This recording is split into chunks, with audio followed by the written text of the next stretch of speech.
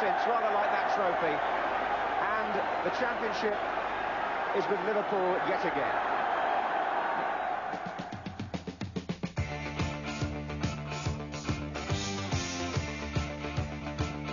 Liverpool's Terry McDermott was the player of the year.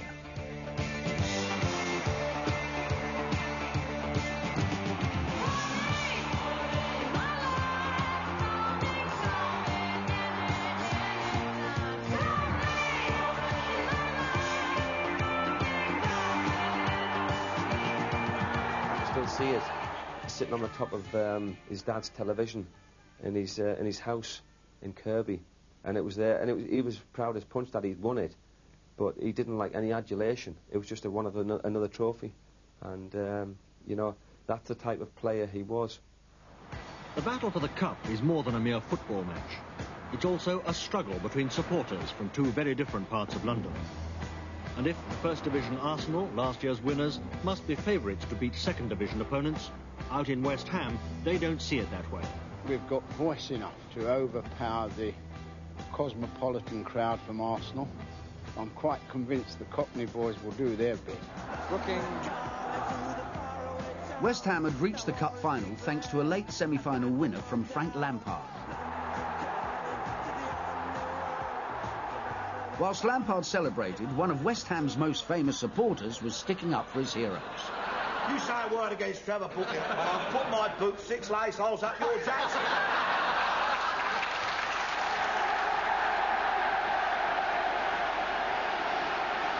West Ham nearer to the camera, and Arsenal in yellow on the far side.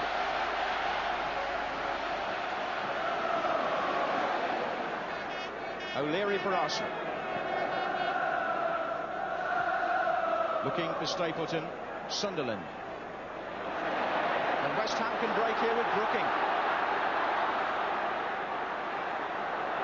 Pearson, who made the earlier move. Devonshire.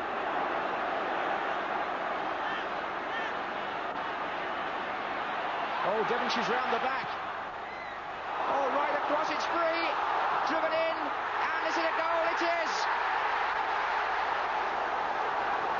Trevor Brooking, and West Ham are in front. Alan Devonshire made it possible. The ball over to the far side of the goal. In they came, trying to make contact, and watch number 10, Brooking. He scored from inside the 6-yard box, and West Ham are in front. Brooking again. Oh, that's beautifully done. Alan. Now, can the 17-year-old take them on? He can. Alan is through. Oh, what a pity. A cynical foul by Willie Young, and fully deserving of the yellow card it got. The 17-year-old might have made a storybook finish there. The holders' grip on the trophy is within seconds of being loosened. That's it. West Ham have won the cup. It's gone to the second division for the 3rd time in 8 seasons. And Arsenal are beaten in the cup final for the 2nd time in 3 years.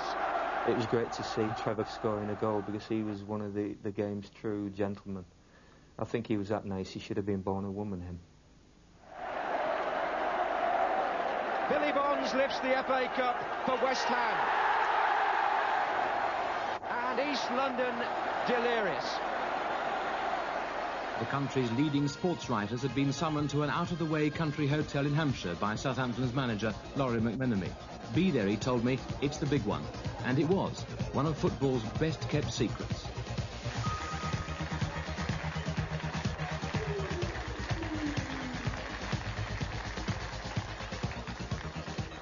It's the ideal place to come to build up for the 1982 World Cup, which I see as my, if you like, my Everest, really.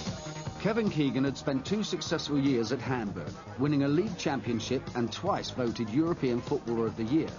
As a parting gesture, he guided his German club to a European Cup final against the holders, Nottingham Forest. Unfortunately for Keegan, it was Forest skipper John McGovern who lifted the cup for a 2nd time.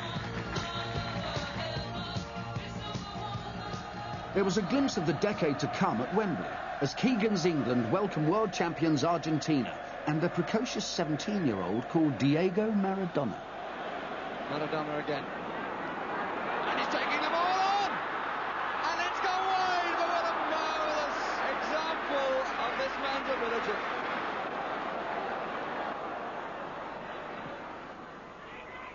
Top ball. Keegan! Oh, what a strike! Marvellous play. That's it then. The end of the turbulent 70s and into a new decade all in one show. Yeah, you don't want to know about the 80s, do you? But that's not quite the end, because next week we look back over the whole glorious decade, with a little help from me friends. I'll see you then.